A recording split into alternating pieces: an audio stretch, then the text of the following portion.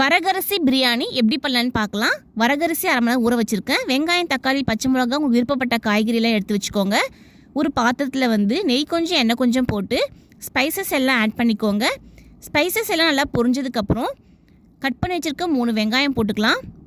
இது கூடவே காரத்துக்கு தேவையான அளவுக்கு பச்சை மிளகாய், தக்காளி 2, இஞ்சி பூண்டு பேஸ்ட் 1 ஸ்பூன், தேவையான அளவுக்கு உப்பு இதெல்லாம் போட்டு நல்லா கிண்டி விட்டுக்கோங்க.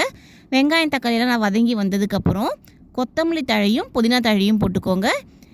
இப்போ எடுத்து வச்சுருக்க காய்கறி எல்லாம் போட்டுக்கோங்க. என்னென்ன காய்கறி போடணும்னு விருப்பமோ அதெல்லாம் போட்டுக்கலாம். காய்கறி நல்லா வதங்கினதுக்கப்புறம் 1 கப் வரகரிசிக்கு 1.5 கப் தண்ணி ஊற்றிக்கோங்க. கரெக்டாக இருக்கும்.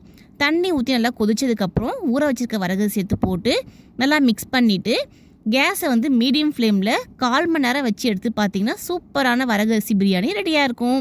ரொம்ப ரொம்ப ஹெல்த்தி. ட்ரை பண்ணி பாருங்கள். ரொம்ப டேஸ்ட்டாக இருக்கும். தேங்க்யூ.